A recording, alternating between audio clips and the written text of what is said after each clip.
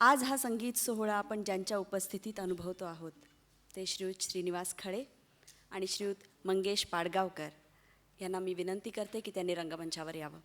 यांसोबत United western बँकेचे श्रीयुत सतीश मराठे.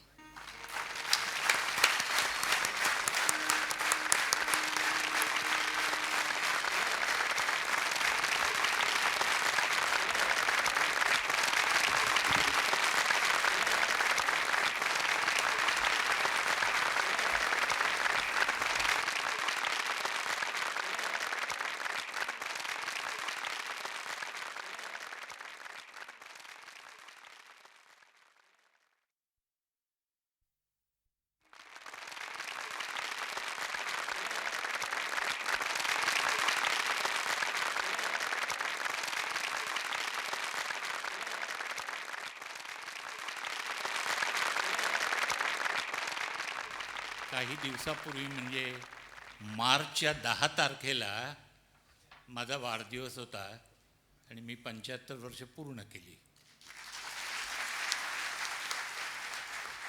खळे मुलांनी छोटासा समारंभ केला, त्याला खळे आले होते आणि तिथे छोटंसं स्टेज होतं, त्याच्यावर जवळ आले आणि एकदम माझा पापा घेतला.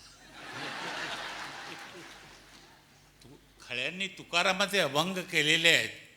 तुकाराम जर असता तर तो म्हणाला असता की तुका म्हणे विठू पाही माय बापा, शब्दांचा हा पापा सूर घेती.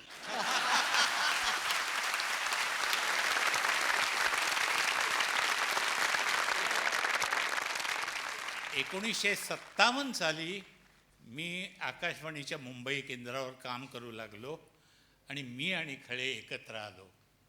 1957 पासून 2004पर्यंत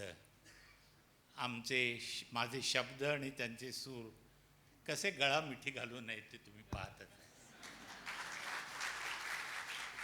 आम्हाला दोघांना काही नको आहे, तुमच्यासारख्या जिवंत आणि जातिवंत रसिकाचा आशीर्वाद आम्हाला दोघांना द्या की असे ते शब्द आणि सूर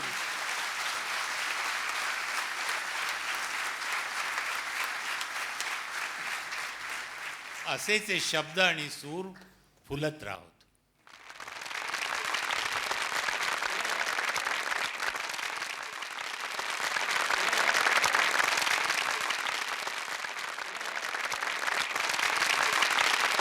माननीय श्रीयुत श्रीनिवास खळे यांच्या संगीताने आपलं मन भरणं शक्यच नाही आहे, पण त्यांचं बोलणंही किती साधं सोपं पण मनाला थेट भिडणार आहे याचा अनुभव आपण घेतो आहोत. मी त्यांना विनंती करते की त्यांनी 2 शब्द बोलावेत. पाडगावकर बोलल्यानंतर मी बोलणे काय काय खरं नाही. पाडगावकर शब्द देतात आणि त्या शब्दांना सुराने न्याय द्यायचा मी प्रयत्न करतो, एवढंच. आज पाडगावकरांची गाणी मी नाही म्हटलं तरी आता 35-36 गाणी केली असतील. पण काही लोकांचा असा गैरसमज आहे की खळे पाडगावकरांचीच गाणी करतात. आता दुर्दैव एक आहे, ते चांगली गाणी लिहितात, त्याला मी तरी काय करायचं नाही का. हा जो माझा आत्ता काय सत्कार झाला,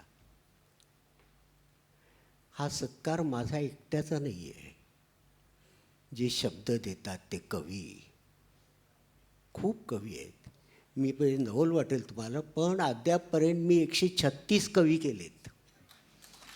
म्हणजे हा आरोप किती खोटा आहे की पाडगावकरांची गाणी करतात. आता पाडगावकरांची गाणी ती जर लोकांना आवडतात त्याला तर काय माझा वाग आहे का, सांगा ना. नाही. तर त्याच्यामध्ये कवी आहेत. त्याच्यानंतर मी त्या काव्याला मी चाल करतो. त्यानंतर गायक किंवा गायिका कोण असेल ती गातं. नंतर ॲरेंजर असतो. ॲरेंजर नावाची एक संस्था पूर्वी नव्हती. पूर्वी आम्हीच म्युझिक करायचे आणि हे ॲरेंजर आल्यापासून म्युझिक डायरेक्टर आळशी बनायला लागले. मग तो अरेंज करतो. त्याच्यानंतर ते म्युझिशियन गाणं वाजवतात, त्यानंतर मग ते रेकॉर्ड होतं.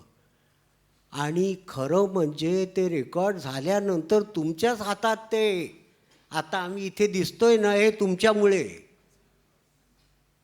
तुम्ही जे काही तुम्हाला आवडलं म्हणून आज तुम्ही आम्हाला इथपर्यंत आणलं.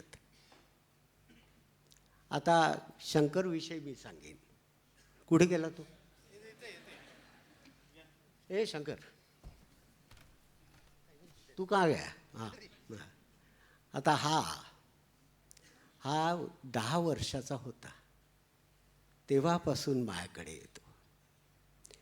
मी चाली करायचा त्यावेळेला हा डग्गा घेऊन बसायचा. त्याच्यानंतर मी ह्याला चाली शिकवायचा. पण आता त्याला किती वर्ष झाली, पण अजून त्याच्या, आता मी गाणी शिकवलेली नाही आहेत, ही सगळी त्यांनी ऐकून गायलेली आहेत. कोणाला खरं वाटेल? शिकवून काय गातात ते पण तुम्ही बघता. हां,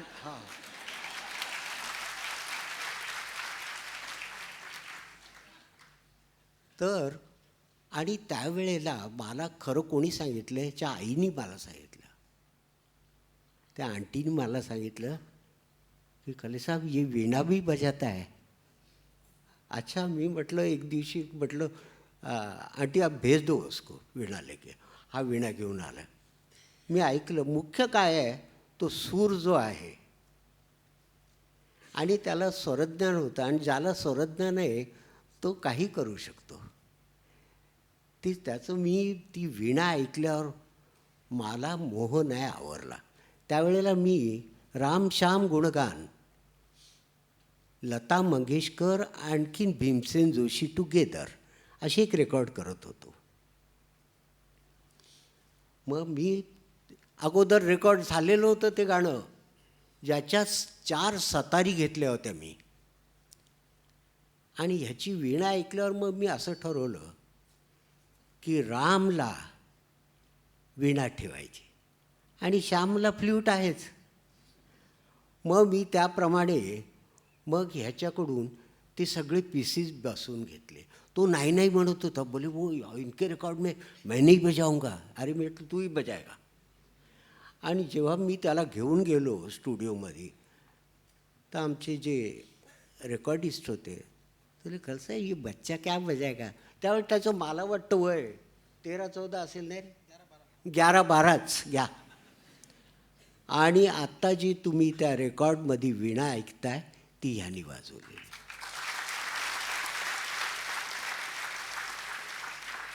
असा हा शंकर आहे. आता तो गातो चांगला हे काय मी सांगायला नको, सगळ्यांनाच माहिती. परंतु तो आता कंपोज पण इतकं चांगलं करतो. आता किती पिक्चर्स आहेत त्याच्याकडे. आता यावर्षी तर त्याला बेस्ट म्युझिक डायरेक्टरचा अवॉर्ड मिळाला आहे. हा मला किती आनंद आहे की माझ्या पोराने आज इतकं मोठं नाव कमवलं. आणि असंच पुढे तो खूप मोठा हो, हीच परमेश्वरापुढे